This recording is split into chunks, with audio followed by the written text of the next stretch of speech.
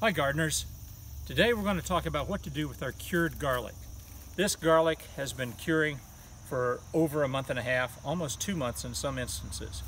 And everybody goes, well, that looks very unappetizing. You're quite right. Now I know that the garlic's good in there. First test, it's very firm, nothing squishy.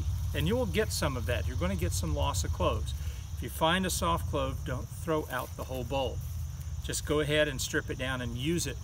You can always dice it up and put it in a little jar with some water in it and it'll keep for weeks. But the first step here is to determine if we've got any problems inside. So I'm going to first cut up here and then take a look at the cross section. And as you can see, it looks brown in most places. There's the hint of green in this secondary stalk. So I'm going to go a little bit lower and see if that's still true. That's brown all the way through, so we now know the paper has dried out. I'll take one more clipping about an inch farther down, all brown. So now I know it's dried out enough. And now I've got a problem that this, as with many of our garlic, have extra cloves that are attached outside the bulb. This, once again, does not mean that these are bad.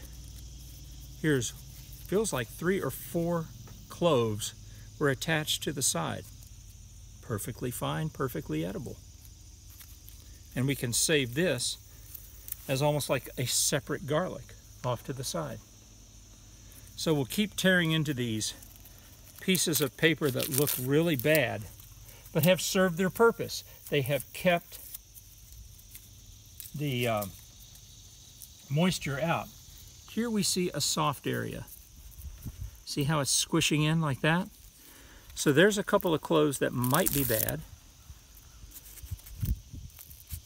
So before they taint the rest of the garlic, we're going to just go take a look at them and pull them out.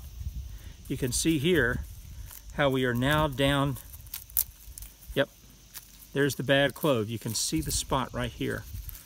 I'm going to go even deeper. That's what your cloves look like when they're turning. This, oh, that might be good clove. Yes, here's a good clove, and there's the rotten ones right there. Now, if you're doing survival food,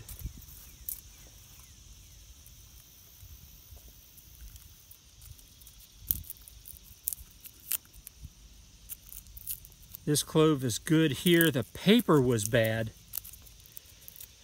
Here are 2 cloves that probably are going to get used this weekend.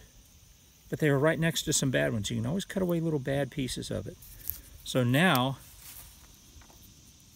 we're down to the good garlic, and we just keep taking these externals off. Before you say, this doesn't look right, I did one of these that had external cloves, and in between the external and internal cloves, I had 18 cloves on one bulb. 18. So if 2 go bad, 18 minus 2, a lot more than you get in the store.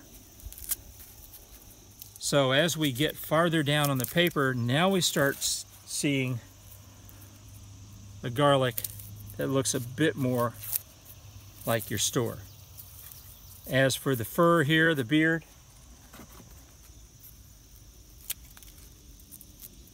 one or 2 little clips and trims, and now you have something that's beginning to look more like store-bought garlic. You just continue to take the paper down until you get to something that looks like this. Now we have a garlic with 8 or 10 fine core cloves that will keep literally maybe well into winter. Here's what happens between ugly to not so ugly to food that anybody wouldn't mind showing off to their family and friends. And when you've got the food and they don't, and you know it's coming, folks, you'll be glad that you learned how to grow your own food. Thanks so much.